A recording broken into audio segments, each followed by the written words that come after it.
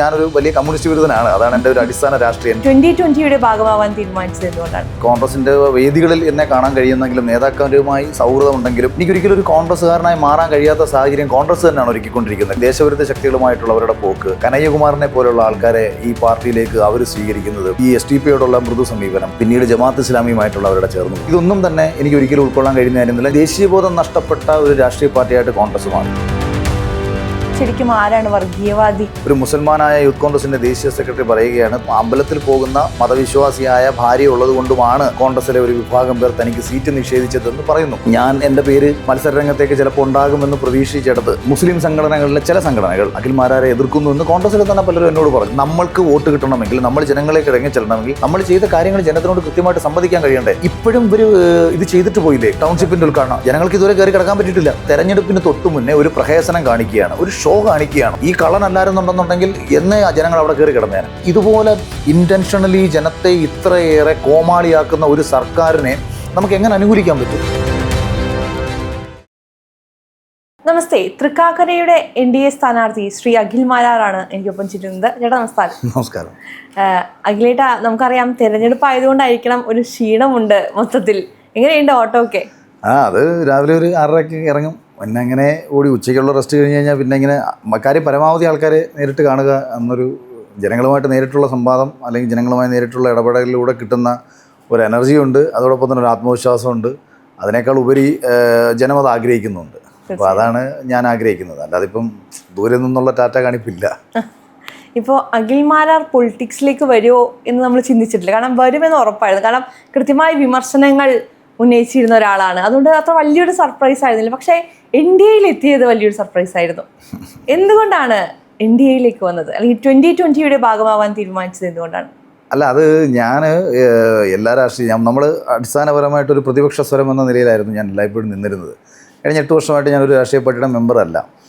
അപ്പോൾ എൻ്റെ ഒരു പ്രതിപക്ഷ സ്വരം എന്ന നിലയിൽ നിൽക്കുമ്പോൾ സ്വാഭാവികമായിട്ടും ചില പോയിന്റുകളിൽ ഞാൻ കേന്ദ്ര സർക്കാരിനെ വിമർശിച്ചും സംസാരിക്കേണ്ട സാഹചര്യം വന്നിട്ടുണ്ട്. അപ്പം കേന്ദ്ര സർക്കാരിനെ വിമർശിക്കുന്ന ഒരാൾക്ക് BJPയുടെ ഭാഗത്തു നിന്ന് അത്ര സപ്പോർട്ട് കിട്ടണമെന്നില്ല. ഞാൻ പറഞ്ഞത് പോയിന്റ്സ് അടിസ്ഥാനത്തിൽ ചില വിഷയങ്ങളിൽ വിമർശനങ്ങൾ രേഖപ്പെടുത്തിയിട്ടുണ്ടെങ്കിലും ഒരു 80% പിണറായി വിജയനെ കൃത്യമായി ടാർഗറ്റ് ചെയ്ത് അല്ലെങ്കിൽ ഈ സർക്കാരിനെ കൃത്യമായി അറ്റാക്ക് ചെയ്യുക. കാര്യം ഞാനൊരു വലിയ കമ്മ്യൂണിസ്റ്റ് വിരുദ്ധനാണ്. അതാണ് എൻ്റെ ഒരു അടിസ്ഥാന രാഷ്ട്രീയം. എൻ്റെ ഉള്ളിൽ കിടക്കുന്ന ഒരു അടിസ്ഥാന രാഷ്ട്രീയ യഥാർത്ഥത്തിൽ അതാണ്. അപ്പോൾ അങ്ങനെ വന്ന സമയത്ത് കോൺഗ്രസിനെ സംബന്ധിച്ച് പ്രതിപക്ഷ നിരയിൽ കൂടെ കൂട്ടാൻ പറ്റിയ ഒരാളാണ്. സെലിബ്രിറ്റി മേഖലയിൽ നിൽക്കുന്നെങ്കിലും കൂടുതൽ ആൾക്കാർക്കിടയിൽ അറിയുന്നു, ഞാൻ പറയുന്ന കാര്യങ്ങൾ കൂടുതൽ ജനങ്ങൾക്കിടയിൽ എത്തുന്നു. സ്വാഭാവികമായിട്ടും അയാളെ കൂടെ നിർത്താനുള്ള ഒരു തന്ത്രം കോൺഗ്രസ് വളരെ ബുദ്ധിപരമായി ഉപയോഗിച്ചപ്പോൾ എന്നെ കൂടുതലും കണ്ടത് കോൺഗ്രസിൻ്റെ വേദികളിലായിരുന്നു. കോൺഗ്രസിൻ്റെ വേദികളിൽ പോകുന്ന സമയത്തും ഞാൻ എൻ്റെ അഭിപ്രായങ്ങൾ, കോൺഗ്രസിനോടുള്ള വിമർശനങ്ങൾ മറ്റുമൊക്കെ കൃത്യമായി രേഖപ്പെടുത്തിയിട്ടുള്ള ഒരാളാണ്. നാളിതുവരെ ഇത്രയും വർഷങ്ങളായിട്ടും ഒരിക്കൽ പോലും രാഹുൽ ഗാന്ധിയുടെ ഒരു നിലപാടുകളോടും യോജിച്ചിട്ടില്ല എന്ന് മാത്രമല്ല, രാഹുൽ ഗാന്ധി സ്വീകരിച്ചിട്ടുള്ള രാജ്യവിരുദ്ധ നിലപാടുകളെ അതിശക്തമായിട്ട് എതിർത്തൊരാളാണ് ഞാൻ. ഈ നമ്മുടെ ഓപ്പറേഷൻ സിന്ദൂർ വരുന്ന സമയത്ത് പോലും റോബർട്ട് വദ്ര ഈ പ്രശ്നത്തിന് കാരണക്കാരൻ മോദിജിയാന്ന് പറഞ്ഞ സമയത്ത് ഞാൻ ഫേസ്ബുക്കിൽ എഴുതിയത്, അളിയനെ വിളിച്ച് റൂമിനകത്ത് കയറ്റി നല്ല ചെവുക്കല്ലുകളൊക്കെ 2 അടി എത്രയും പെട്ടെന്ന് രാഹുൽ ഗാന്ധി കൊടുക്കണം എന്നുള്ള ഒരു പോസ്റ്റായിരുന്നു ഞാൻ എഴുതിയത്. അതുകൊണ്ട് തന്നെ എനിക്ക് ഒരു പൂർണ്ണ അർത്ഥത്തിൽ ഇപ്പോൾ ഈ കോൺഗ്രസിൻ്റെ വേദികളിൽ എന്നെ കാണാൻ കഴിയുന്നെങ്കിലും നേതാക്കന്മാരുമായി സൗഹൃദമുണ്ടെങ്കിലും എനിക്കൊരിക്കലും ഒരു കോൺഗ്രസ്സുകാരനായി മാറാൻ കഴിയാത്ത സാഹചര്യം കോൺഗ്രസ് തന്നെയാണ് ഒരുക്കിക്കൊണ്ടിരിക്കുന്നത്. കാര്യം ദേശവിരുദ്ധ ശക്തികളുമായിട്ടുള്ളവരുടെ പോക്ക്, കനയ്യകുമാറിനെ പോലുള്ള ആൾക്കാരെ ഈ പാർട്ടിയിലേക്ക് അവർ സ്വീകരിക്കുന്നത്, പലപ്പോഴും ഈ SDPയോടുള്ള മൃദു സമീപനം, തെരഞ്ഞെടുപ്പുകളിൽ ഇപ്പം പാലക്കാട് തെരഞ്ഞെടുപ്പിലൊക്കെ SDPയെ കൂടെ ചേർത്ത് നിർത്തിയായിരുന്നു അവർ മത്സരിച്ചത്.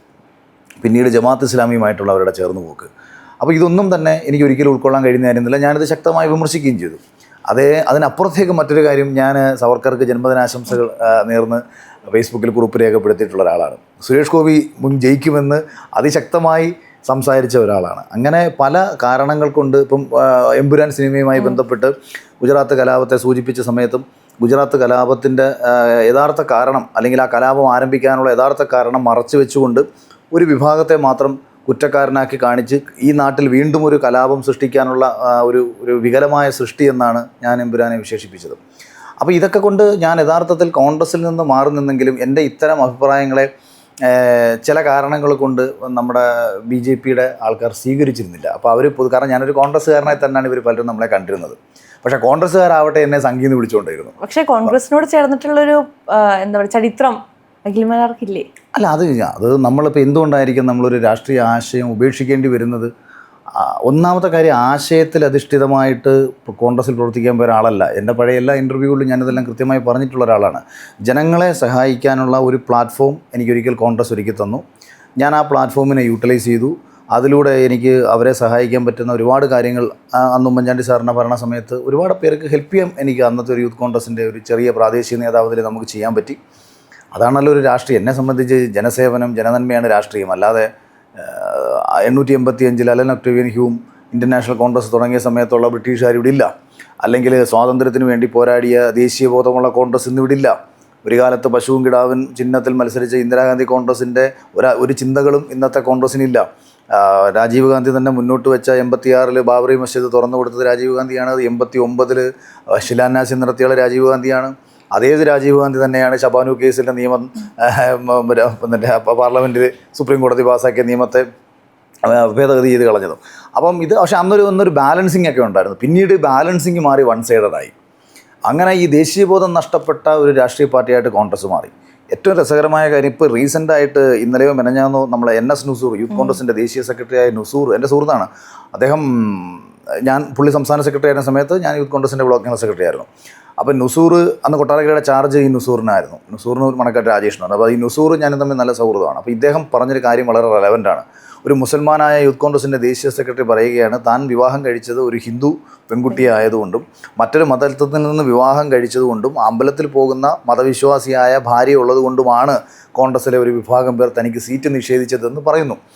എൻ്റെ കാര്യവും ഏറെക്കുറെ ഭയങ്കര സമാനമാണ്. കാരണം ഞാൻ എൻ്റെ പേര് മത്സരരംഗത്തേക്ക് ചിലപ്പോൾ ഉണ്ടാകുമെന്ന് പ്രതീക്ഷിച്ചെടുത്ത് മുസ്ലിം സംഘടനകളിലെ ചില സംഘടനകൾ അഖിൽമാരാരെ എതിർക്കുന്നു എന്ന് കോൺഗ്രസ്സിൽ തന്നെ പലരും എന്നോട് പറഞ്ഞു. അതുകൊണ്ട് ചിലപ്പം VD സതീശനോ രമേശ് ചെന്നിത്തലയ്ക്കോ അതിനോട് ഇഷ്ടമുണ്ടെങ്കിൽ പോലും അങ്ങനെ ഒരു സീറ്റിലേക്ക് അവരെത്താൻ സാധ്യതയില്ല. ഇപ്പൊ ശരിക്കും ആരാണ് വർഗീയവാദി, അല്ലെങ്കിൽ ആരാണ്? ഞാനത് ആവർത്തിച്ച് ഞാൻ ചോദിച്ചതാണ്. ഇന്നത്തെ എൻ്റെ ഫേസ്ബുക്ക് പോസ്റ്റും അത് തന്നെയാണ്.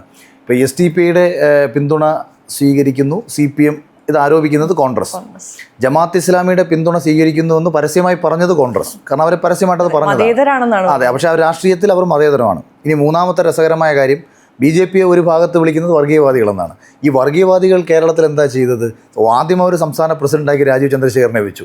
പ്രത്യേകിച്ച് നമ്മളെ ഈ രാജ്യത്ത് നാളിതുവരെയും അത്തരം ഒരു ചിന്തകളിലൂടെയും അത്തരം ഒരു പരിപാടികളിലും പങ്കെടുക്കാത്ത ഹൈ ലെവൽ തോട്ടിലുള്ള ഒരു വലിയ ടെക്നോക്രാറ്റായിട്ടുള്ള മിടുക്കനായിട്ടുള്ള ഒരു ബിസിനസ്സുകാരൻ, സക്സസ്ഫുൾ ആയിട്ടുള്ളൊരു ബിസിനസ്സുകാരനെ BJP സംസ്ഥാന പ്രസിഡന്റ് ആക്കുന്നു എന്ന് പറയുമ്പം തന്നെ BJP ലക്ഷ്യം വയ്ക്കുന്ന മറ്റൊന്നാണ്. ഇനി രണ്ട്, സാബു ജേക്കബിനെ പോലെ കേരളത്തിലെ ലോകത്തിലറിയപ്പെടുന്ന ഒരു മലയാളി വ്യവസായി, സക്സസ്ഫുള്ളായ ഒരു വ്യവസായി, അദ്ദേഹം ഒരു രാഷ്ട്രീയ പാർട്ടി തുടങ്ങി വെക്കുമ്പോൾ ആ രാഷ്ട്രീയ പാർട്ടി തെളിയിച്ചു കൊടുത്തേക്കാണ് എങ്ങനെ അത്ഭുതങ്ങൾ ഒരു പഞ്ചായത്തിൽ സൃഷ്ടിക്കാം, എങ്ങനെ നാടിന് ജനസേവനം ചെയ്യാം, ജനക്ഷേമം എങ്ങനെ ചെയ്യാം, അത് തെളിയിച്ച് കാണിച്ചു കൊടുത്ത ഒരു ക്രിസ്ത്യാനിയായ സാബു ജേക്കബ് നയിക്കുന്ന 2020 ആണ് BJP കൂടെ കൂട്ടുന്നത്.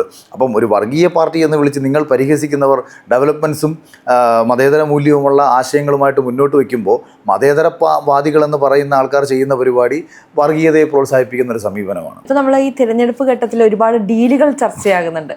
ഈ ഡീലുകളെ ഇപ്പോൾ കുറിച്ച് പറഞ്ഞപ്പോൾ ചേട്ടൻ പറഞ്ഞ പോലെ SDPI, ജമാഅത്തെ ഇസ്ലാമി പേരുകളുണ്ട്.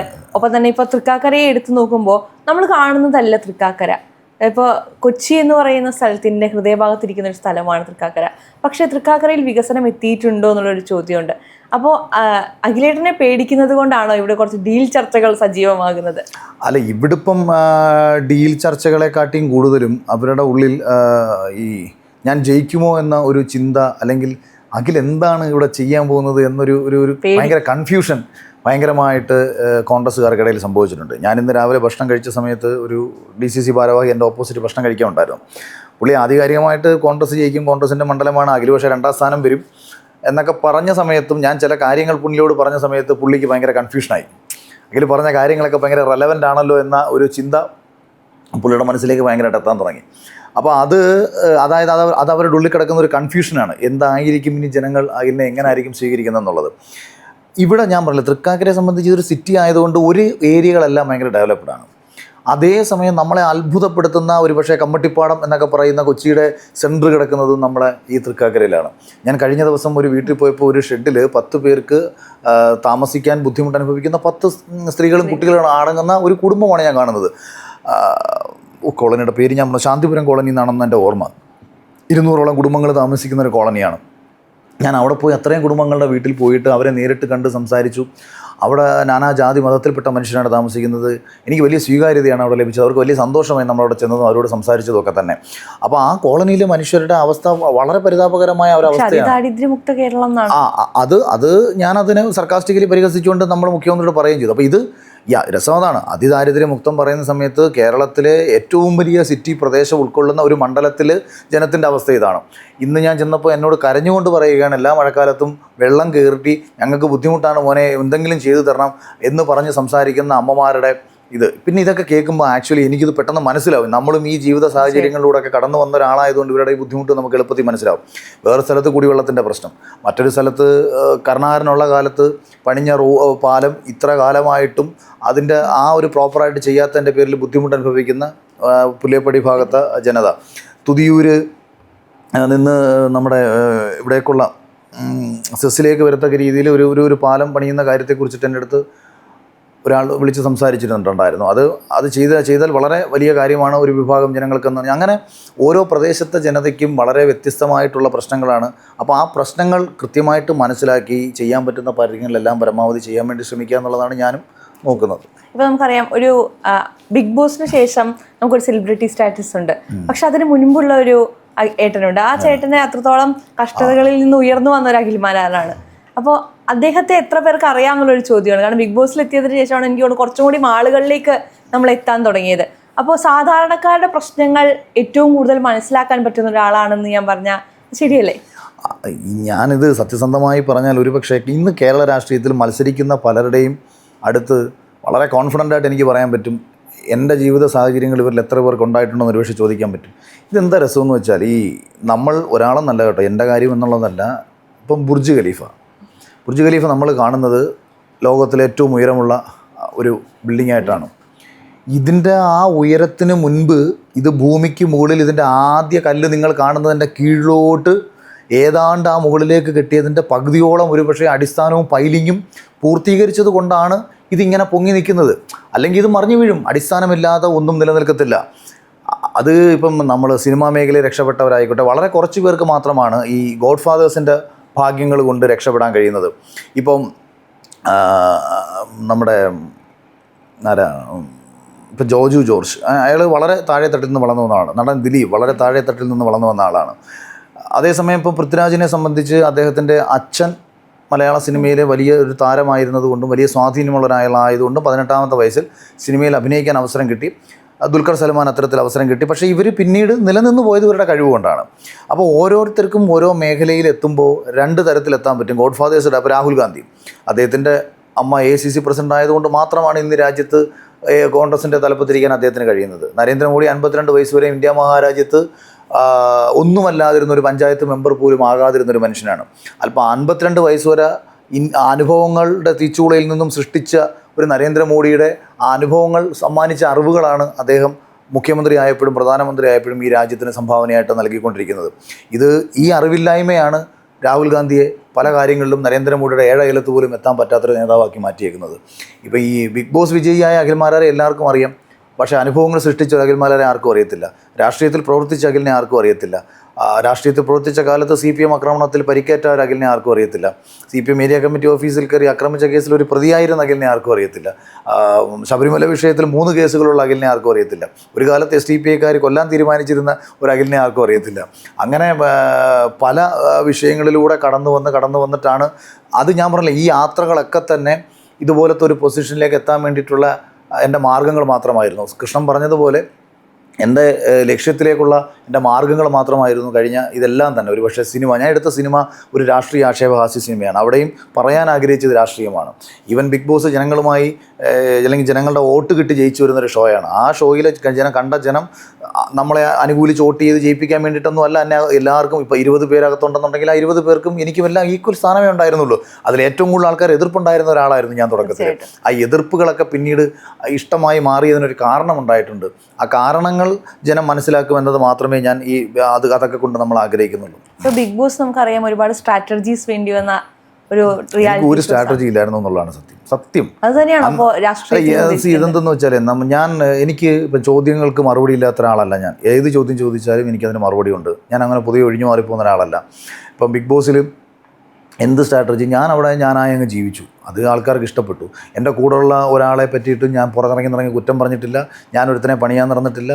ഞാൻ ഇപ്പോൾ ഒരു ഗെയിം വന്നു കഴിഞ്ഞാൽ അവിടെ നമ്മൾ കളിച്ച് ജയിക്കുക, അത്രയൊക്കെ ഉള്ളൂ. അല്ലാണ്ട് രാഷ്ട്രീയവും കുറച്ച് രാഷ്ട്രീയമൊക്കെ രാഷ്ട്രീയത്തിൽ എനിക്ക് ഒരുപാട് പോരായ്മകളുള്ള ഒരാളാണ്. ഞാൻ വളരെ ഓപ്പൺ ഹാർട്ടഡ് ആയിട്ടുള്ള ഒരാളാണ്. ഞാൻ വളരെ തുറന്ന് സംസാരിക്കുന്ന ഒരാളാണ്. മനസ്സിലുള്ളത് മുഖത്ത് വരുന്ന ഒരാളാണ്. ഒരു 90% രാഷ്ട്രീയക്കാരന്മാർക്കും മനസ്സിലുള്ളത് മുഖത്ത് വരത്തില്ല. അപ്പോൾ അവർ ജനത്തെ പറ്റിക്കാൻ വേണ്ടി കള്ളത്തരം കാണിക്കും. ഒരു സാധാരണക്കാരനോട് ചിരിച്ച് കളിച്ച് സ്നേഹത്തോടെ സംസാരിച്ചിട്ട് അകത്ത് കയറി ഇവൻ പറയുന്നത് വേറൊന്നായിരിക്കും എന്നുള്ള കാര്യം ഈ കേരളത്തിന് പുറത്തിരിക്കുന്ന ദൈവത്തിന് കാണാൻ പറ്റും. കേരളത്തിൽ നമുക്കൊരാൾക്ക് കാണാൻ പറ്റത്തില്ല. അപ്പം ആ അഭിനയം എനിക്ക് പ്രശ്നമാണ്. എനിക്ക് അഭിനയിക്കാൻ അറിയത്തില്ല. വളരെ ജെന്യുവനായിട്ട് നിൽക്കുന്ന ഒരാളായതുകൊണ്ട് തന്നെ എൻ്റെ സ്വഭാവം ചിലപ്പോൾ ചില കാര്യങ്ങൾക്ക് ഞാൻ പൊട്ടിത്തെറിച്ചേക്കാം. ഞാൻ കുറച്ച് ഇമോഷണലി റിയാക്ട് ചെയ്യുന്ന ഒരാളാണ്. ഓരോരുത്തരുടെ വിഷമം കണ്ടു കഴിഞ്ഞാൽ എനിക്ക് വിഷമം വരുന്നത് പോലെ തന്നെ ചില വിഷയങ്ങളിൽ അതായത് ഒരാളുടെ വിഷമം ഞാൻ മറ്റൊരാൾക്ക് എനിക്ക് ചെയ്യാൻ പറ്റാത്തൊരു കാര്യം ഞാൻ വേറൊരാളോട് പറയും. അയാളിത് ചെയ്തു തന്നില്ല എന്നുണ്ടെങ്കിൽ എനിക്ക് അയാളോട് വലിയ ദേഷ്യം തോന്നും. അപ്പോൾ ഈ വിഷമിക്കുന്നവൻ്റെ അതേ വികാരത്തിലായിരിക്കും നമ്മൾ സഹായം ചോദിക്കുന്നതിനോട് നമ്മൾ റിയാക്ട് ചെയ്യുന്നത്. അപ്പോൾ അതൊക്കെ എൻ്റെ ദോഷങ്ങളാണ്. എനിക്ക് ഡിപ്ലോമസി വളരെ കുറവാണ്. ഞാൻ കുറച്ച് സ്ട്രേറ്റ് ഫോർവേഡാണ് എന്നുള്ളതൊക്കെ രാഷ്ട്രീയത്തിൽ നിലനിന്ന് പോകുന്നതിനുള്ള എൻ്റെ നെഗറ്റീവ്സാണ്. അല്ലാതെ ജനത്തെ മനസ്സിലാക്കാനോ അവന് വേണ്ടിയിട്ട് എന്തെങ്കിലും ചെയ്യുന്ന കാര്യത്തിലോ അവന് വേണ്ടി സംസാരിക്കുന്ന കാര്യത്തിലോ ഒന്നും അതിന് കേരളത്തിൽ ആരുമായിട്ടും നമ്മളെ താരതമ്യം ചെയ്തോ നമ്മൾ അത്ര മോശമൊന്നും ആയിരിക്കില്ല. ഇപ്പോൾ ലക്ഷ്മി ചേച്ചിയുടെ ഒരു പോസ്റ്റ് കണ്ടിട്ടുണ്ടായിരുന്നു. പണ്ട് എവിടെയോ നഷ്ടമായ എൻ്റെ അണ്ണനെ ഇന്ന് വീണ്ടും ശക്തനായ ഒരാളായി കണ്ടപ്പോൾ അഭിമാനം മാത്രം. എവിടെയാണ് ആ അണ്ണനെ നഷ്ടപ്പെട്ടത്? അല്ല, ഞാൻ സിനിമയിലേക്കൊന്നും പോയത് അവർക്ക് ഇഷ്ടമായിരുന്നില്ല. ഞാൻ ലക്ഷ്മിയെ കണ്ട് ആദ്യം ഞങ്ങളിങ്ങനെ ജസ്റ്റ് പരിചയപ്പെട്ടിട്ട് പിന്നീട് അപ്പം വെറുതെ വീട്ടിലൊക്കെ പോയി ലക്ഷ്മിയുടെ അമ്മ പോലും എന്നെ കാണുന്നത് അവരുടെ വീട് മുടങ്ങിക്കിടന്ന് അവരുടെ വീടിൻ്റെ പ്രശ്നം പരിഹരിക്കാൻ വേണ്ടിയിട്ട് സഹായം ചോദിച്ചു വന്ന ഒരു യൂത്ത് കോൺഗ്രസ് നേതാവാണ് ഞാൻ. അന്നത്തെ യഥാർത്ഥത്തിൽ അന്ന് പരിചയപ്പെടുന്നത് അവരുടെ ഒരു പ്രശ്നം പരിഹരിക്കാൻ പോയതാണ്. ഞാൻ അവരെ വീട്ടിലേക്ക് ചെല്ലുമ്പോൾ പുറത്തുനിന്ന് പൂനെയിൽ നിന്ന് 10-20 വർഷങ്ങൾക്ക് ശേഷം നാട്ടിലേക്ക് എത്തി, നാട്ടിലാരും സഹായിക്കാനില്ലാതെ അല്ലെങ്കിൽ സഹായം ചോദിച്ച് ചെല്ലുന്നിടത്തൊക്കെ തന്നെ ഒരു സ്ത്രീ എന്ന നിലയിൽ, കാര്യം ലക്ഷ്മിയുടെ അമ്മ ഭയങ്കര സുന്ദരിയായ സ്ത്രീയായിരുന്നു. അപ്പം നമ്മുടെ നടി ഗീതയുടെയൊക്കെ ഒരു സൗന്ദര്യം ആ ഒരു ലുക്കുള്ള സ്ത്രീയാണ്.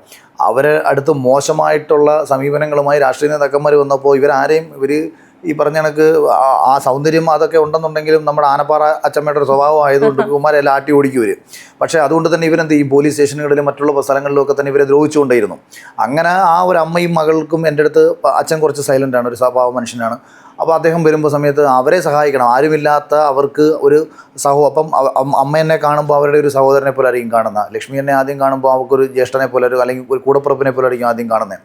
പിന്നീട് എൻ്റെ ഒരു സ്വഭാവവും കാര്യങ്ങളൊക്കെ കണ്ടപ്പോഴേ എന്നെ മരുമോനായിട്ട് കിട്ടിയാൽ അവർക്ക് നല്ലതാണെന്ന് തോന്നി. അങ്ങനെ അടുപ്പം കാണിക്കുന്ന സമയത്ത് ഞങ്ങൾ പിന്നീട് അതായത് വളരെ ഇതായിട്ട് കാണുന്നത് തന്നെ എന്നെ CPM-മാർ അടിച്ച് തലപൊട്ടി ഞാൻ ചോരയിൽ കുളിച്ച് വരുന്ന കാഴ്ച കണ്ടു നിന്ന ലക്ഷ്മിക്ക് പേടിയൊന്നും തോന്നിയിട്ടൊന്നുമില്ല, അങ്ങനെ ടെൻഷനും തോന്നിയിട്ടില്ല. കാരണം അങ്ങനത്തെ ഒരു അഖിലിനെയാണ് അവൾ ഇഷ്ടപ്പെട്ടതും സ്നേഹിച്ചതും. അന്നത്തെ ആ എല്ലാ പ്രശ്നങ്ങൾക്കും പോയി ചാടുന്ന ഇങ്ങനെ ഒറ്റയ്ക്ക് എല്ലാത്തിനും അങ്ങ് നടക്കുന്ന ഒരാളെയാണ് ഇഷ്ടപ്പെട്ടത്. ഞാൻ സിനിമയിലേക്ക് പോയത് അവൾക്ക് ഒരിക്കലും ഇഷ്ടമായിരുന്നതേ ഇല്ല. സിനിമയിൽ പോകുന്നതോ ഒരു സെലിബ്രിറ്റി ആവുന്നതോ അതിൽ നിന്നൂടെ കിട്ടുന്ന പണമോ ഒന്നും തന്നെ ലക്ഷ്മിയെ സംബന്ധിച്ച് ഒരു കാര്യമേ ഉള്ള കാര്യമല്ല. അവൾക്കിപ്പോഴും ആ പഴയ പ്രശ്നമുണ്ടാക്കി ബൈക്കിൽ അവളുടെ വീട്ടിലേക്ക് വന്ന ആ പഴയ അഖിൽ കോട്ടാത്തലയായിരുന്നു അവൾക്കിഷ്ടം. അത് ഒരു പക്ഷേ ഞാൻ വീണ്ടും രാഷ്ട്രീയത്തിലേക്ക് ഇറങ്ങിയപ്പം സന്തോഷം കണ്ടതായിരിക്കും പങ്കുവച്ചത്. ഇപ്പൊ നമുക്കറിയാം ബിഗ് ബോസിൽ ഒരുപാട് എന്താ പറയാ കപ്പിൾ ഗെയിംസ് എന്നൊക്കെ നമുക്ക് പ്രണയവുമായി ബന്ധപ്പെട്ട ഒരുപാട് സ്ട്രാറ്റജീസ് നടക്കാറുണ്ട്. പക്ഷേ അഖിലേട്ടൻ ഉണ്ടായിരുന്ന സമയത്ത് ഒരു ഫാമിലി മാൻ്റെ സ്ട്രാറ്റജീസ് നമുക്ക് കൃത്യമായിട്ട് കാണാം. ഞാൻ അങ്ങനെയാണ്. ഞാൻ ഇപ്പൊ ഇന്ന് ഫേസ്ബുക്കിലിട്ട പോസ്റ്റ് ഒരു കാലത്ത് മകനെന്ന നിലയിൽ എൻ്റെ കുടുംബം, എൻ്റെ അച്ഛനും അമ്മയ്ക്കും അവർക്ക് ഞാൻ പഠിക്കുന്ന സമയത്ത് ഞാൻ മിടുക്കനായ മകനായിരുന്നു. ഞാൻ പഠിച്ച നല്ല ജോലി മേടിക്കുമെന്ന് അവർ ആഗ്രഹിച്ചു. പക്ഷേ ഞാൻ രാഷ്ട്രീയത്തിലും സിനിമയ്ക്കുമൊക്കെ പിന്നാലെ പോയി നശിച്ചു പോയി എന്ന് തോന്നിയ തോന്നലിൽ നിന്ന് ഒരു സക്സസ്ഫുള്ളായ മകനായി ഞാൻ മാറിയപ്പോൾ അച്ഛനും അമ്മയ്ക്കും കൊടുത്തൊരു അഭിമാനമുണ്ട്. പരാജയത്തിൻ്റെ പടുകുഴിയിലേക്ക് പൊയ്ക്കൊണ്ടിരിക്കുന്ന ഒരു ഭർത്താവായിരുന്നു ഞാൻ. എൻ്റെ ചിലവുകൾ എനിക്ക് കുടുംബത്തിന് ഞാനെപ്പോഴും നാട്ടുകാരുടെ പ്രശ്നങ്ങൾക്ക് പിന്നാലെ ഓടിക്കൊണ്ടിരുന്ന ഒരാളാണ്. ലക്ഷ്മി ഗർഭിണിയായിരുന്ന സമയത്തും കോട്ടാത്തല ജംഗ്ഷനിൽ ഒരു ഹൈമാസ് ലൈറ്റ് ഇടാൻ വേണ്ടിയിട്ട് പഞ്ചായത്തിൽ സമരം ഉണ്ടാക്കി, പഞ്ചായത്ത് സെക്രട്ടറിയും പൂട്ടിയിട്ട് നാട് മുഴുവൻ നടന്ന് പ്രശ്നം ഉണ്ടാക്കി. അവൾ എന്തൊക്കെയോ കാര്യങ്ങൾ പറഞ്ഞപ്പോൾ അത് മേടിച്ചു കൊടുക്കാതെ അതിനവളെ വഴക്ക് പറഞ്ഞ ഒരു ഭർത്താവ്. അപ്പോൾ ഈ ഗർഭിണിയാവുന്ന പെൺകുട്ടിയുടെ ഇഷ്ടങ്ങളൊക്കെ ഉണ്ടല്ലോ, ഈ ടേസ്റ്റ് ഇട്ട കാര്യങ്ങളൊക്കെ, ഇതൊന്നും മനസ്സിലാക്കാൻ ബോധമില്ലാത്ത ഒരു ഭർത്താവായിരുന്നു അന്ന് ഞാൻ പറഞ്ഞത്. ഈ സമയത്തൊക്കെ നമ്മൾ അതിനെക്കാട്ടിയും വലിയ പ്രാധാന്യം പുറത്തെ വിഷയങ്ങളായിരുന്നു. അപ്പോൾ ഞാൻ ലക്ഷ്മിയുടെ വീട്ടിൽ നിന്ന് ഇറങ്ങിപ്പോകുന്നൊരു കാരണം പോലും ഒരിക്കലും കുഞ്ഞിനെയും കൊണ്ട് ഹോസ്പിറ്റലിൽ പോയ സമയത്ത് ഞാൻ അവരോട് പോയില്ല. ഞാൻ മറ്റെന്തോ പ്രശ്നമായിട്ട് ബന്ധപ്പെട്ട് അവിടെയാണ്. അപ്പോൾ ഞാൻ വിളിച്ചു പറഞ്ഞു, നിങ്ങളവിടെ പൊക്കോ, ഞാൻ ഡോക്ടറെ വിളിച്ച് പറഞ്ഞേക്കാം, ക്യൂ ഇല്ലാതെ നിങ്ങൾക്ക് കയറാം. അങ്ങനെ രാത്രിയിൽ ഞാൻ വന്ന സമയത്ത് അച്ഛനായ ഞാൻ അല്ലെങ്കിൽ ഭർത്താവായ മരുമോൻ നീ എന്താണ് ഇവരുടെ കൂടെ പോകാത്തത് എന്നും പറഞ്ഞിട്ട് ലക്ഷ്മിയുടെ അമ്മയും ഞാനും തമ്മിൽ സംസാരം ഉണ്ടായി, ബഹളം വെച്ച്, അങ്ങനെ പലവിധ കാരണങ്ങളാൽ ഈ വഴക്കുകൾ ഇങ്ങനെ ഉണ്ടായിരിക്കും. അപ്പോൾ ഇതൊക്കെ ഈ സമയത്തെല്ലാം എൻ്റെ പ്രാധാന്യം പുറത്തുള്ള ആൾക്കാരായിരുന്നു. ഈവൻ എൻ്റെ വീട്ടിലുള്ള പ്രശ്നം അതാണ്, ഞാൻ വീട്ടിലെ കാര്യത്തെക്കാട്ടിയും കൂടുതലും പുറത്തുള്ള ആൾക്കാരുടെ കാര്യത്തിന് പ്രാധാന്യം കൊടുക്കും എന്നുള്ളതാണ്. അപ്പോൾ ഇതൊരു അടിസ്ഥാന സ്വഭാവമായിരുന്നു. അപ്പോൾ അതുകൊണ്ട് തന്നെ ഇതൊന്നും ഒരു സ്ട്രാറ്റജിയുടെ ആവശ്യമല്ല. ഇപ്പം ഹൗസിൽ ഇപ്പം അനിയൻ മിഥുനെ എല്ലാ ആൾക്കാരും പരിഹസിച്ച സമയത്ത് ചുറ്റുമുള്ളവരെല്ലാം പരിഹസിച്ചപ്പോൾ എന്നെ തന്നെ തള്ളിപ്പറഞ്ഞിരുത്താൻ, എന്നെ ആക്ഷേപിച്ച് എന്നെ എതിർത്ത് നടന്ന ഒരാളാണ് മിഥുൻ. ആ മിഥുനെ പിന്നീട് ചേർത്ത് പിടിച്ച ഒരാളാണ് ഞാൻ. അതിൻ്റെ പേരിൽ എനിക്ക് നെഗറ്റീവ്സ് വരുമെന്ന് ഞാൻ നോക്കിയിട്ടില്ല. ഇന്നും കേരളത്തിൽ വലിയ വിഭാഗം ആൾക്കാർ എതിർക്കുന്ന വിഷയങ്ങളിലൊക്കെ ഞാൻ അഭിപ്രായം പറയുന്നത് നിങ്ങൾ കണ്ടിട്ടുണ്ടായിരിക്കും. ഞാൻ ഈ അഭിപ്രായം പറയുമ്പം എന്നെ ഒരാൾ എതിർക്കുന്നു, എന്നെ ഒരാൾ അനുകൂലിക്കുന്നു എന്ന് നോക്കാറില്ല. ആ വിഷയത്തിൻ്റെ മാറ്റർ സത്യം അതാണെന്നുണ്ടെങ്കിൽ അയാൾക്കൊപ്പം.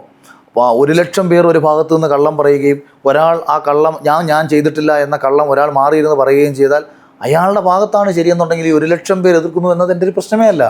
ഞാൻ അയാൾക്കൊപ്പമേ നിൽക്കൂ. എനിക്ക് സത്യത്തിനൊപ്പം നിന്ന് സംസാരിക്കാനേ പറ്റൂ. അതുകൊണ്ടാണ് ഞാൻ ഈ പാർട്ടിയിൽ ചേരാതെ ഇങ്ങനെ മാറി നിൽക്കുന്നത്. കാരണം എനിക്ക് ഈ രാഷ്ട്രീയ പാർട്ടികളുടെ ചില കാര്യങ്ങൾ ചിലപ്പോൾ എനിക്ക് തെറ്റാന്ന് തോന്നും. അപ്പോൾ എനിക്ക് ശക്തമായി സംസാരിക്കാൻ പറ്റാത്ത അവസ്ഥ വരും. എനിക്കിപ്പം 2020 എനിക്ക് ആ പ്രശ്നമില്ല. പലരും ചോദിച്ചു എന്താ BJP ചേരാതെ 2020 ചേരുന്നതെന്ന്.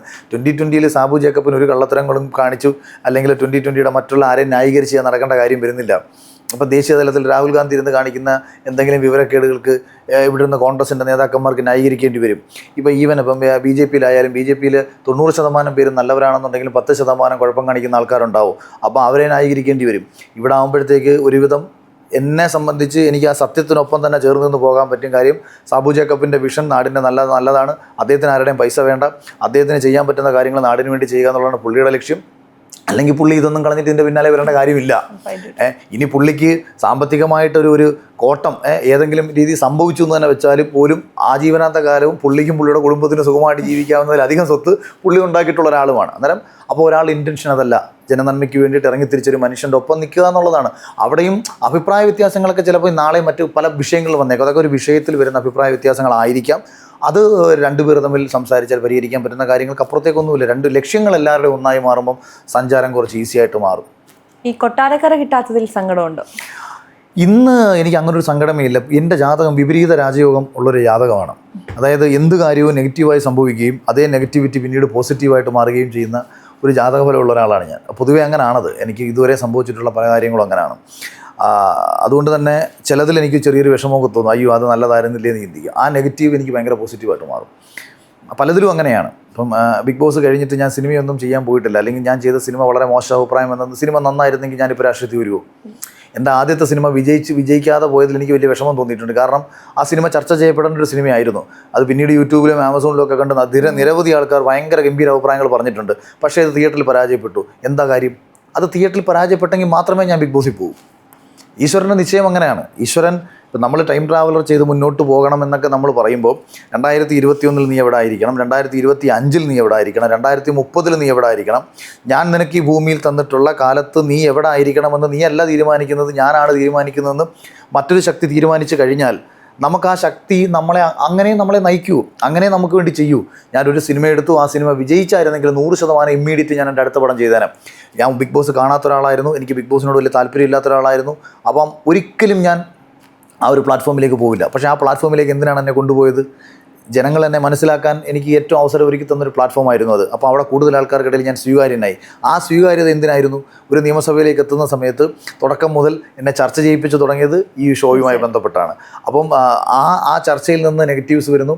ആ നെഗറ്റീവ്സിൽ നിന്ന് പതിയെ പോസിറ്റീവ്സിലേക്ക് മാറിക്കൊണ്ടിരിക്കുന്നു. കൊട്ടാരക്കരയിലായിരുന്നതിനെക്കാട്ടി കൂടുതൽ സാധ്യത തൃക്കാക്കരയിലുണ്ട്. തൃക്കാക്കരയുടെ ഏറ്റവും വലിയ ഗുണമെന്ന് പറയുന്നത് എനിക്ക് ഇപ്പം അടുത്ത വരാൻ പോകുന്നൊരു തിരഞ്ഞെടുപ്പ് തന്നെ നമ്മൾ കണക്ക് കൂട്ടി കഴിഞ്ഞാൽ ഇവിടെ യഥാർത്ഥത്തിൽ ഒരു 10 ലക്ഷത്തിലധികം ആൾക്കാർ തൃക്കാക്കരയിൽ പല പ്രദേശത്തായിട്ട് നമ്മളെ ഈ മണ്ഡലത്തിൽ വോട്ടില്ലാത്ത ആൾക്കാർ താമസിക്കുന്നുണ്ട്. ഞാനിപ്പോൾ പുറത്തേക്ക് ഇറങ്ങുന്ന സമയത്ത് എത്രയോ ആൾക്കാർ എന്നോട് പറയുന്നു, അയ്യോ അഖിലേട്ടാ ഞങ്ങൾ വോട്ടില്ല, പക്ഷേ ഉറപ്പായിട്ടും ചെയ്യണമെന്നുണ്ടായിരുന്നു, അല്ലെങ്കിൽ ഞങ്ങൾ ഇപ്പോൾ ഇത്ര വർഷമായിട്ട് ഇവിടെ താമസിക്കുന്നു. എനിക്ക് ഇവിടെ വോട്ടില്ല, എൻ്റെ വോട്ട് കൊട്ടാരക്കരയിലാണ്. ഞാൻ 4 വർഷമായിട്ട് ഇവിടെ ഫാമിലിയായിട്ട് താമസിക്കുന്ന ആളാണ്. അപ്പോൾ ഞാൻ വോട്ട് നാട്ടിൽ തന്നെ ചെയ്യാമെന്ന് കരുതി ഞാൻ കൊട്ടാരക്കര ഇട്ടേക്കുമായിരുന്നു. തൃക്കാക്കര മത്സരിക്കാൻ വേണ്ടി ഞാൻ തീരുമാനിച്ച് എൻ്റെ വോട്ടിൻ്റെ ട്രാൻസ്ഫറിൻ്റെ കാര്യങ്ങളൊക്കെ കൊടുത്തു. പിന്നെ വീണ്ടും പെട്ടെന്ന് ചിലപ്പോൾ കൊട്ടാരക്കരയിലേക്ക് പോകേണ്ടി വരുമോ എന്നൊരു ഇങ്ങനൊരു വന്നപ്പോഴത്തേക്ക് ഞാൻ വീണ്ടും അത് ഡിലേ ചെയ്തു. ആക്ച്വലി എല്ലാ പ്രോസസ്സും ചെയ്തു വെച്ചു. പക്ഷേ ട്രാൻസ്ഫറിനുള്ള ഫൈനൽ സ്റ്റേജ് ഞാൻ ചെയ്യാതെ ഡിലേ ചെയ്തു വെച്ചു. മാർച്ച് 14 ശേഷം മൂവ് ചെയ്യാൻ പോയപ്പോഴത്തേക്ക് മാർച്ച് 14 മുമ്പ് വരെയുള്ള മാത്രമേ എടുക്കത്തുള്ളൂ എന്ന് പറയുകയും അങ്ങനെ എൻ്റെ വോട്ട് ഇങ്ങോട്ട് മാറ്റാൻ പറ്റിയില്ല. അങ്ങനെ എനിക്ക് അടുത്ത തവണ ഒരു 50,000 എന്നെ ഇഷ്ടപ്പെടുന്നവർ ഈ കൊച്ചിയുടെ പല മേഖലകളിൽ പല സ്ഥലത്തു നിന്ന് താമസിക്കുന്നവരുണ്ട്. എനിക്ക് വളരെ ഈസി ആയിട്ട് അടുത്ത തിരഞ്ഞെടുപ്പിന് ഞാൻ ഇവിടെ തന്നെ മത്സരിച്ചാൽ എനിക്ക് അടുത്ത തിരഞ്ഞെടുപ്പിനെ നേരിടാനുള്ള സാഹചര്യം എനിക്ക് ഒരുക്കാൻ പറ്റുന്ന ഒരു മണ്ഡലമാണ് തൃക്കാക്കര. പിന്നെ ഇവിടുത്തെ രാഷ്ട്രീയം ഭയങ്കര അതിപ്രസരം ഉള്ള രാഷ്ട്രീയമല്ല, സംഘടനാ പ്രവർത്തനം നടത്തി.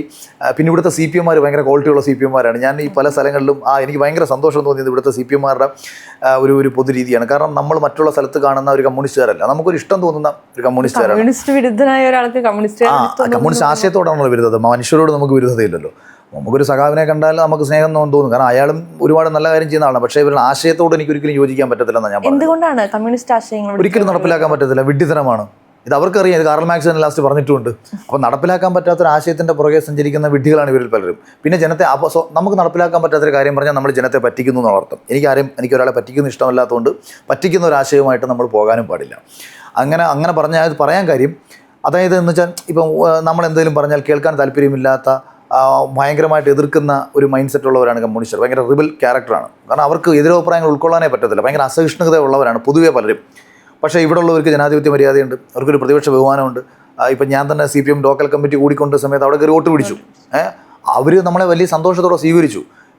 ഇന്ന് അവർ പ്രസ്താവനയായിട്ട് പോയ സമയത്ത് ഞങ്ങളെല്ലാവരും കൂടെ വലിയ കാര്യമായിട്ട് ഒരുപാട് സമയം നിന്ന് സംസാരിച്ചു. ഞാൻ അവരൊരു പ്രസ്താവന മേടിച്ച് പറഞ്ഞത് എൻ്റെ കയ്യിരിക്കട്ടെ എന്ന് പറഞ്ഞു. അപ്പം അങ്ങനെ ഞാൻ പറഞ്ഞത് ആ ഒരു സ്നേഹം അവർ നമ്മോട് കാണിക്കുമ്പോൾ മറ്റുള്ള സ്ഥലത്തെ ഒരു രാഷ്ട്രീയ അതിപ്രസരം തൃക്കാക്കരയില്ല. അതുകൊണ്ട് തന്നെ ജനത്തിന് അന്ധമായ രാഷ്ട്രീയമില്ലാതെ ചിന്തിച്ച് വോട്ട് ചെയ്യാനും നല്ലത് ചെയ്യുന്ന ഒരാൾക്ക് വോട്ട് ചെയ്യാനുള്ളൊരു സ്പേസ് തൃക്കാക്കരയിലുണ്ട്. അത് എനിക്ക് ഗുണം ചെയ്യുമെന്നാണ് ഞാൻ വിചാരിക്കുന്നത്. ഇപ്പോൾ നമുക്കറിയാം, പിണറായി വിജയനെയും ഇടതു സർക്കാരിനെയും കൃത്യമായി വിമർശിച്ചിരുന്ന ഒരാളാണ്. അഖിൽമാരാർ ഭാഗമാകുന്ന NDA സർക്കാർ കേരളം പിടിക്കുകയാണെങ്കിൽ എന്തൊക്കെ മാറ്റങ്ങൾ കൊണ്ടുവരും? അല്ല, അത് ഇപ്പം ഞാൻ പറയുന്നതിനെക്കാട്ടി നല്ലത് രാജീവ് ചന്ദ്രശേഖരോ സാബു ജേക്കബോ ഒക്കെ പറയുന്നതായിരിക്കും. പക്ഷേ ഒരു കാര്യം എനിക്ക് ഉറപ്പാണ്, നാളിതുവരെ പറഞ്ഞ കാര്യങ്ങളൊക്കെ ചെയ്തിട്ടുള്ളൊരു സർക്കാരാണ്.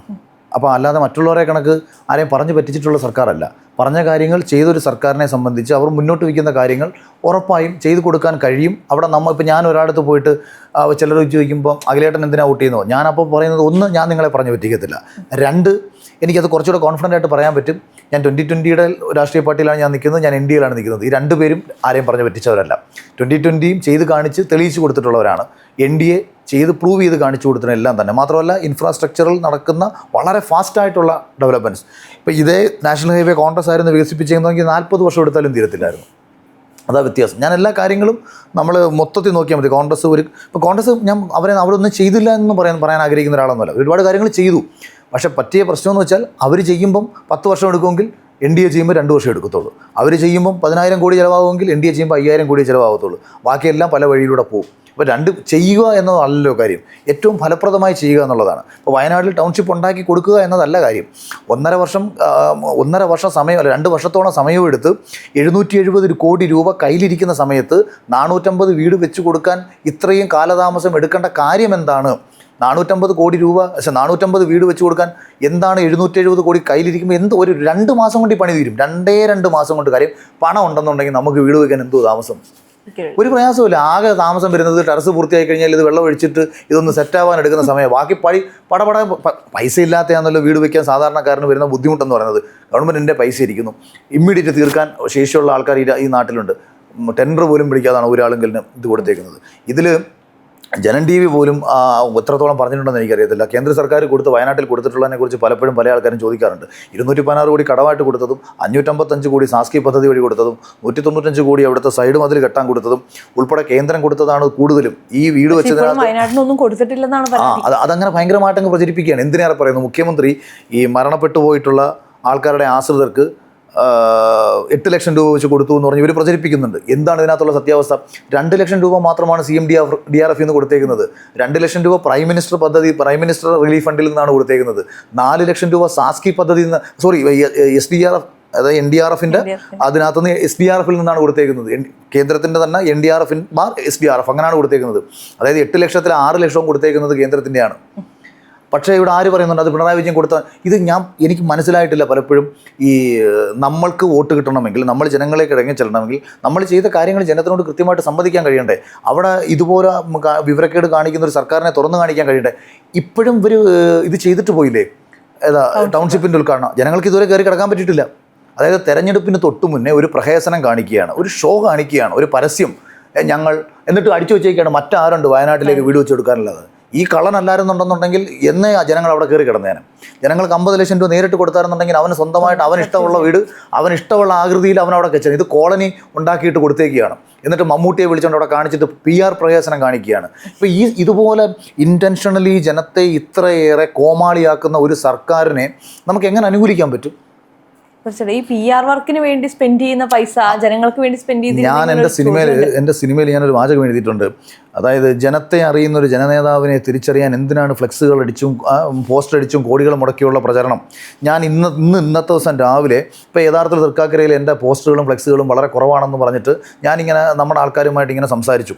അപ്പോൾ അതിന് കുറേ കോർപ്പറേഷൻ കുറേ സാധനങ്ങൾ എടുത്തുകൊണ്ട് പോയി, കുറേ നമ്മളെ പോസ്റ്ററുകളുടെ മണ്ടയിൽ മറ്റവർ കൊണ്ട് ഒട്ടിച്ചു. കാരണം ഇതൊന്നും നമുക്ക് ഇപ്പോൾ 2020 ആൾക്കാർ ആരും വഴക്കുണ്ടാക്കാനൊന്നും പോകുന്നില്ലല്ലോ. അപ്പോൾ സ്വാഭാവികമായിട്ടും നമ്മുടെ പല സ്ഥലത്തും പലരും വലിച്ചൂരി കളന്ന് അങ്ങനെ പല പ്രശ്നങ്ങളും ഒക്കെ നടക്കുന്നു. അപ്പോൾ ഞാൻ അവരുടെ അടുത്ത് അങ്ങോട്ട് പറഞ്ഞു, ഞാൻ ഈ ടൈമിൽ മാത്രമേ നിങ്ങളടുത്ത് ഈ പോസ്റ്ററിൻ്റെ ഫ്ലെക്സിൻ്റെ ഒക്കെ കാര്യം പറഞ്ഞ് ഞാൻ സംസാരിക്കത്തുള്ളൂ. അടുത്ത ടൈമിൽ ഞാൻ ഒരുപക്ഷെ ജയിച്ചാൽ ഇതൊന്നും എനിക്ക് ആവശ്യമില്ല. പിന്നെ എന്നെ ജനം തിരിച്ചറിയേണ്ടത് ഞാൻ ചെയ്ത കാര്യങ്ങൾ വെച്ചിട്ടാണ്. അല്ല ഞാൻ എന്തിനാണ് ഈ നാട് മുഴുവൻ ഫ്ലെക്സ് അടിച്ച് വെക്കേണ്ടത്? ജനം അറിയണം, അവൻ്റെ അനുഭവത്തിലൂടെ തിരിച്ചറിയാൻ കഴിയണം ഇയാൾ ഈ നാടിന് വേണ്ടി ചെയ്ത കാര്യം. വഴിയിലൂടെ ഇറങ്ങി നടക്കുന്ന ഒരുത്തൻ ആരും പറയേണ്ട കാര്യമൊന്നുമില്ല, അവൻ സ്വയം പറഞ്ഞോളും ഇന്നാൾ ഇവിടെ ചെയ്തതാന്നുള്ള കാര്യം. അപ്പോൾ അത് ഞാൻ പൊതുവേ അത് ആഗ്രഹിക്കുന്നതാണ്. പക്ഷേ എന്നാൽ അതോടൊപ്പം തന്നെ ആവശ്യത്തിന് ചെയ്ത കാര്യങ്ങൾ അറിയിക്കണം. അതെന്തുകൊണ്ടാണെന്ന് പറഞ്ഞാൽ ഇപ്പം നമ്മുടെ മാധ്യമ സ്ഥാപനങ്ങളുണ്ട്. മാധ്യമ സ്ഥാപനങ്ങൾക്ക് ലോകത്താരും പൈസ കൊടുക്കാതിരുന്നു കഴിഞ്ഞാൽ ഇവരൊന്നും സർവൈവ് ചെയ്ത് പോകത്തില്ല. അപ്പോൾ ആവശ്യത്തിന് വേണം. പക്ഷേ കോടികൾ മുടക്കിയുള്ള അതിപ്രസരണമാണ് ഈ ഇടതുപക്ഷ സർക്കാർ ഇക്കാര്യത്തിലെങ്കിലും കാണിച്ചുകൊണ്ടിരിക്കുന്നത്. ഈ മുഖ്യമന്ത്രിയുടെ ഒരു ഇന്റർവ്യൂവിന് വേണ്ടി ചെലവഴിച്ച പൈസ അതിന് ലാലേട്ടൻ എത്ര മേടിച്ചെന്നുള്ളതിൻ്റെ കണക്ക് വന്നിട്ടില്ല. അതിന് ഷൂട്ടിംഗ് കോസ്റ്റ് ആണെന്ന് തോന്നുന്നു ഈ വന്നേക്കുന്ന എമൗണ്ട്. അതിൻ്റെ ലാലേട്ടൻ അതിനകത്ത് എത്ര വാങ്ങി, അല്ലെങ്കിൽ മറ്റേ സംവിധായകർ എത്ര വാങ്ങി, അതിൻ്റെ ഒന്നും കണക്ക് വന്നിട്ടില്ല. ആ ഷൂട്ടിങ്ങിൻ്റെ കണക്കാണ് 11 ലക്ഷം രൂപ എന്ന് പറഞ്ഞു വന്നേക്കുന്നത്. അല്ലേ, 11 ലക്ഷം എത്ര എമൗണ്ട്? 11 ലക്ഷത്തിന് പോട്ടെ, 11 ലക്ഷമൊക്കെ നമുക്ക് സഹിക്കാം. ഇനി മറ്റുള്ള അറിയണമല്ലോ. അതിൻ്റെ അകത്ത് ലാലേട്ടൻ എത്ര കൈപ്പറ്റി, അത് പൈസ കൊടുത്തിട്ടല്ലെങ്കിൽ നല്ല കാര്യം. പണം കൊടുത്തിട്ടാണ് അദ്ദേഹത്തെ വിളിച്ചെന്നുണ്ടെന്നുണ്ടെങ്കിൽ അതും സർക്കാരിൻ്റെ കയ്യിൽ നിന്നാണ് പോകുന്നത്, ജനത്തിൻ്റെ കയ്യിൽ നിന്നാണ് പോകുന്നത്. ഇനി നമുക്ക് തൃക്കാക്കരയെ കുറിച്ച് പറയുമ്പോൾ എന്താണ് തൃക്കാക്കരയുടെ ജനങ്ങളിലേക്ക് കൊടുക്കാനുള്ള വാക്ക് എന്താണ്? ഞാൻ പറഞ്ഞില്ലേ, ഇവിടെ നമ്മൾ ഓരോ പ്രദേശത്തെയും വിവിധങ്ങളായ പ്രശ്നങ്ങളാണ്. അത്യാവശ്യം ചില മേഖലയിൽ ഡെവലപ്മെൻറ്റ്സും മറ്റുമൊക്കെ വന്നിട്ടുണ്ട്. അവൻ വികസനം എന്നതിനെക്കാട്ടി ഉപരി ഒരു വരും തലമുറയുടെ ഭാവി സുരക്ഷിതമാക്കുന്ന പദ്ധതികൾക്കാണ് നമ്മൾ പ്രാധാന്യം കൊടുക്കേണ്ടത് കൂടുതലും. എനിക്ക് തോന്നുന്നു കേരളത്തിൽ തന്നെ ഏറ്റവും കൂടുതൽ മയക്കുമരുന്ന് ഉപയോഗിക്കപ്പെടുന്ന മയക്കുമരുന്ന് ശൃംഖല വളരെ വ്യാപിക്കപ്പെട്ട ഒരു ഭാഗമാണ് കൊച്ചിയുടെ ഈ സെൻറ്റർ കേന്ദ്രീകരിച്ച് കിടക്കുന്ന തൃക്കാക്കര മണ്ഡലത്തിനുള്ളിൽ എന്ന് പറയുന്നത്. അപ്പം ഈ മയക്കുമരുന്നിനെതിരെ നമുക്ക് ചെയ്യാൻ പറ്റുന്ന കാര്യങ്ങൾ പരമാവധി എല്ലായിടത്തും എല്ലാവരെയും കൂടെ ക്രോഡീകരിച്ചുകൊണ്ട് ചെയ്തുകൊണ്ട് കംപ്ലീറ്റ്ലി ലഹരി മുക്തമായ ഒരു തൃക്കാക്കര സൃഷ്ടിച്ചെടുത്തുകൊണ്ട് രക്ഷകർത്താക്കൾക്കും പെൺകുട്ടികൾക്കും എല്ലാ സ്ത്രീകൾക്കും സമാധാനത്തോടുകൂടി ഇറങ്ങി നടക്കാൻ പറ്റുന്ന ഒരു സ്ഥലമാക്കി നാടിനെ മാറ്റിയെടുക്കണമെങ്കിൽ നമ്മൾ ഇറങ്ങി തിരിച്ചേ പറ്റൂ. പൊതുവേ ഇതൊന്നും ആരും പറഞ്ഞ് ഞാൻ കേട്ടിട്ടുള്ള കാര്യങ്ങളല്ല. ഇതിപ്പോൾ രസം എന്താണെന്ന് വെച്ചാൽ, ഞാനിവിടെ കൊച്ചിയിൽ വലിയ ഡെവലപ്മെൻറ്റ്സ് കൊണ്ടുവന്നു. അന്നേരമാണ് നമ്മളെ വീട്ടിലുള്ള അമ്മയും പെങ്ങളെയും തിരിച്ചറിയാതെ ഒരുത്തൻ സ്ത്രീകളെ റോട്ടിലിട്ട് ഉപദ്രവിച്ചു, അല്ലെങ്കിൽ മറ്റു പ്രശ്നങ്ങൾ നടന്നു. ബോധം വേണ്ടേ? ബോധം ഉണ്ടെങ്കിലല്ലേ അമ്മയാണെന്ന് തിരിച്ചറിയത്തുള്ളൂ, സഹോദരിയാണെന്ന് തിരിച്ചറിയത്തുള്ളൂ. ബോധമില്ലാത്ത തലച്ചോറ് മരവിച്ച ഒരു സമൂഹത്തെ സൃഷ്ടിക്കാൻ വേണ്ടി ഈ ചെറിയ ഇപ്പോൾ പറയാം കുറച്ച് കഞ്ചാവുമായിട്ട് യുവാക്കളെ പിടിക്കുന്നു, അങ്ങനെ ചെറിയ ഡീലിങ്ങുകളൊക്കെ കൃത്യമായി അതെല്ലാം പിടിക്കും. അത് ഈ ഒന്നാമത്തെ കാര്യം, കഞ്ചാവ് 1 കിലോയ്ക്ക് താഴെ പിടിച്ചാൽ ജാമ്യം കിട്ടും. എൻ്റെ നാട്ടിലൊരു കഞ്ചാവ് കച്ചവടക്കാരനുണ്ടായിരുന്നു. ഇയാൾ തന്നെ ഒരിക്കൽ പണ്ട് പറഞ്ഞ കാര്യമാണ്, ഇത് ഞാനൊരു 50 കച്ചവടം ചെയ്യുമ്പോൾ എനിക്ക് ഇത്ര ലാഭം കിട്ടും, അപ്പോൾ ഒരു തവണ പിടിക്കും, അന്നേരം പൊച്ചിരി നഷ്ടമേ വരത്തുള്ളൂ. അവ ഇറങ്ങി വീണ്ടും കച്ചവടം ചെയ്യും. കാര്യം എന്താ പ്രശ്നം? 1 കിലോയ്ക്ക് താഴെ ഒരു കച്ചവടം ചെയ്തുള്ളൂ. 500 ഗ്രാം 600 ഗ്രാം 700 ഗ്രാം റേഞ്ചിൽ കച്ചവടം ചെയ്യുന്ന, എന്നാലും ബീഡി തെറുപ്പുണ്ടാക്കി വിൽക്കുന്ന, ഇതിൻ്റെ 10 ഇരട്ടി അപകടമല്ല ഈ രാസലഹരികളും. അതേസമയം MDMA 1/2 ഗ്രാം കയ്യിൽ വെച്ചാൽ 20 വർഷം വരെ ശിക്ഷ കിട്ടാവുന്ന വകുപ്പാണ്. അത്രയും ഗ്രാവിറ്റിയുള്ള കേസാണ്. പിടിക്കുന്നില്ല. ഇതിനൊക്കെ ഒരു തലവന്മാരുണ്ടാവും. അവിടേക്ക് ആരും എത്തുന്നില്ല. ഇപ്പം ഞാനൊരു രസകരമായ കാര്യം പറഞ്ഞാൽ, ഇപ്പം റാപ്പർ വേടനുമായി ബന്ധപ്പെട്ട് കഞ്ചാവിൻ്റെ പ്രശ്നം വരുന്നു. ഒന്ന് ആലോചിച്ച് നോക്കണം. ഇവിടെ മയക്കുമരുന്നിനെതിരെ വലിയ രീതിയിൽ ഒരു സർക്കാർ തലത്തിൽ ക്യാമ്പയിൻ നടക്കുകയും പോലീസ് ഉൾപ്പെടെ എല്ലാവരും മയക്കുമരുന്നിനെതിരെ ഇറങ്ങിത്തിരിച്ച സമയത്ത് പെട്ടെന്ന് മാധ്യമങ്ങളും എല്ലാവരും കേരള പോലീസും ആകർഷരാവുകയാണ്. താണ്ട വേടൻ്റെ കയ്യിൽ 6 ഗ്രാം കഞ്ചാവ്. വേടൻ ഒരു 6 ഗ്രാം കഞ്ചാവ് വലിച്ചെന്ന് എഴുതി അയാൾ പുറത്തിറങ്ങി ഒന്നും ചെയ്യുന്നില്ല. അയാൾ ചിലപ്പം കുറച്ചുകൂടെ മനോഹരമായ 4 വരികൾ എഴുതി കുറച്ച് നല്ല പാട്ടെഴുതി അങ്ങ് പോകും എന്നുള്ളതിനപ്പുറത്തേക്ക് ആ 6 ഗ്രാം കഞ്ചാവ് കൊണ്ട് ഈ നാട് പിടിച്ചു എന്ന് കരുതി ഈ നാടൊന്നും നന്നാവാൻ പോകുന്നില്ല. ഇനി അതിനെക്കാട്ടിയും എത്രയോ ഗുരുതരമായ ഒരു പ്രശ്നം നമ്മുടെ മുന്നിൽ നിൽക്കുന്ന സമയത്ത് അതെല്ലാം ജനങ്ങൾ മറന്നു. അതിനുശേഷം വേടനെ അറസ്റ്റ് ചെയ്ത് മാധ്യമ വാർത്ത സൃഷ്ടിച്ച് വേടൻ എന്തോ വലിയ കുഴപ്പക്കാരനാണെന്ന് സമൂഹത്തിൻ്റെ മുന്നിൽ ഇവർ ആദ്യം ഒന്ന് വരുത്തി തീർത്തു. അതിനുശേഷം മയക്കുമരുന്നുമായിട്ട് ബന്ധപ്പെട്ട ഒരു പ്രശ്നങ്ങളുമില്ല. കാര്യം ഇതിൻ്റെ പിന്നിൽ മയക്കുമരുന്ന് ലോബികളാണ്. കോടിക്കണക്കിന് രൂപ രാഷ്ട്രീയ പാർട്ടികൾക്ക് ഇവർ ഫണ്ട് ചെയ്യുന്നുണ്ടോ എന്നുള്ളതാണ് നമ്മുടെ സംശയം. പക്ഷേ ഈ വേടനെ നമുക്ക് ഇപ്പോൾ സംസ്ഥാന സർക്കാർ വേടന്റെ കല്യാണം അനൗൺസ് ചെയ്തതാരാണ്? ഒരു പാർട്ടിയുടെ സംസ്ഥാന സെക്രട്ടറിയാണ്. ഒന്ന് ആലോചിച്ചു, വേടനെ അവൾക്കായി എന്ന് പറഞ്ഞിട്ട് നമ്മുടെ സംസ്ഥാന സർക്കാർ വളരെ അഭിമാനത്തോടു കൂടി പറയുന്ന ഒരു പദ്ധതിയുണ്ട് സ്ത്രീകൾ. അല്ല, ഞാനിപ്പം വേടൻ പറഞ്ഞ രാഷ്ട്രീയ അഭിപ്രായങ്ങൾക്ക് അതിശക്തമായ മറുപടി പറഞ്ഞിട്ടുണ്ട്. ഞാൻ ഒരിക്കലും അയാളുടെ കലാകാരനെയോ അല്ലെങ്കിൽ വളരെ താഴെത്തട്ടിൽ നിന്ന് വളർന്നു വന്ന് കേരളത്തിൽ ഒരുപാട് യുവാക്കൾക്കിടയിൽ വളരെ ഇമ്പാക്റ്റ് ഉണ്ടാക്കിയിട്ടുള്ള ഒരു റാപ്പറയൊന്നും ഒരു തരി പോലും നമുക്ക് വിമർശിക്കുന്നതിനകത്ത് അത് ശരിയല്ല എന്ന് വിശ്വസിക്കുന്നതാണ് ഞാൻ. വേടൻ ഒരു രാഷ്ട്രീയ അഭിപ്രായം പറഞ്ഞാൽ ആ രാഷ്ട്രീയ അഭിപ്രായത്തോട് മാത്രമേ എല്ലാ കാലത്തും ഞാനൊരു വിയോജിപ്പ് രേഖപ്പെടുത്തിയിട്ടുള്ളൂ. അപ്പോൾ ഇവിടെ ഇപ്പം നമ്മളിപ്പോൾ സംസ്ഥാന സെക്രട്ടറിയുടെ പണി ഇതാണോ എന്ന് ചോദിച്ചാൽ എനിക്കറിയില്ല. അപ്പോൾ അതിപ്പോൾ നമുക്കതിനെ വിടാം. കാര്യം ആ മാറ്റർ ഇപ്പം അത് അവർ മറ്റൊരർത്ഥത്തിൽ കാണാം. ഒരു പക്ഷേ താഴെത്തട്ടിൽ ഒരു ദളിത് സമൂഹത്തിൽ നിന്ന് ഉയർന്നു വന്നൊരു ചെറുപ്പക്കാരനെ പരമാവധി ഗവൺമെൻറ് സപ്പോർട്ട് ചെയ്യുന്ന രീതിയിൽ ഒരുപാട് പേരുണ്ട്. അല്ല, ഉണ്ട്, എല്ലാവരെയും സപ്പോർട്ട് ചെയ്യും. ഞാൻ പറഞ്ഞത് അതിനെ നമുക്ക് അതിപ്പം നാടിന് ഞാൻ പറഞ്ഞത് നമ്മൾ എതിർക്കാൻ വേണ്ടി ഒരാളെ എതിർക്കുന്ന സ്വഭാവം എനിക്കില്ല. അതിൻ്റെ ഒരു മെറിറ്റ് നമ്മൾ നോക്കും. ആ മെറിറ്റിൽ ഇപ്പം അതിന് കൊണ്ട് കുഴപ്പമൊന്നുമുള്ള കാര്യമല്ല. അതുമാത്രമല്ല, വളരെ ലളിതമായ കല്യാണമായിരുന്നു. അപ്പോൾ അതിനകത്ത് മറ്റൊരു മെസ്സേജും ഉണ്ട്. ഇപ്പം നമ്മൾ ആഡംബര കല്യാണങ്ങൾ നടത്തി പെൺകുട്ടികളുടെ കുടുംബങ്ങളൊക്കെ ഒരുപാട് ടെൻഷൻ അടിച്ച് ഓടുന്ന കാലത്ത്, സ്വർണ്ണത്തിന് ഇത്രയും വിലയുള്ള കാലത്ത് ഈ പെണ്ണുങ്ങൾക്ക് തന്നെ ഒരു കുഴപ്പമുണ്ട്. കൂടുതൽ സ്വർണ്ണം ഇട്ട് ഇറങ്ങിയില്ല എന്നുണ്ടെങ്കിൽ അവർക്കൊരു വലിയ പരാതിയാണ്. സ്ത്രീ വിരുദ്ധനാണ്. ഇല്ലില്ല, ഒരിക്കലുമല്ല. ഞാൻ സ്ത്രീകൾക്ക് വേണ്ടി സംസാരിക്കുന്നു പറഞ്ഞ് സ്വന്തം കാര്യം നേടിയെടുക്കാൻ നടക്കുന്ന ഫെമിനിസ്റ്റുകളെയാണ് ഞാൻ എല്ലാ കാലത്തും ആക്ഷേപിച്ചിട്ടുള്ളത്. ഫെമിനിസത്തിനും എതിരല്ല, യഥാർത്ഥ ഫെമിനിസത്തിനും എതിരല്ല. ഫെമിനിസ്റ്റുകളാണെന്ന് നടിച്ചുകൊണ്ട് സ്വന്തം കാര്യം നേടിയെടുക്കാൻ വേണ്ടിയിട്ട് പുരുഷന്മാരെ അനാവശ്യമായിട്ട് ആക്രമിച്ച് അവരുടെ കാര്യങ്ങൾക്ക് വേണ്ടിയിട്ട് മാത്രം നടക്കുന്ന കുറച്ച് പേരെ മാത്രമേ ഞാൻ എല്ലാ കാലത്തും എതിർത്തിട്ടുള്ളൂ. ഓക്കെ, അപ്പോൾ എന്തായാലും വിജയം ഉറപ്പിച്ചു തന്നെയാണ് തൃക്കാക്കരയിൽ എന്ന് പറയാം. തീർച്ചയായും ജനങ്ങൾ നമ്മുടെ ഒപ്പം ഉണ്ടാവും എന്നുള്ള ഉറച്ച പ്രതീക്ഷയാണ് എനിക്കുള്ളത്. എന്തായാലും ഒരു ആശംസകൾ. ഇനിയും കാണുമ്പോൾ ഇതിലും വലിയൊരു വിജയത്തോടു കൂടി ഇരിക്കട്ടെ എന്ന് ആശംസിക്കുന്നു. സന്തോഷം.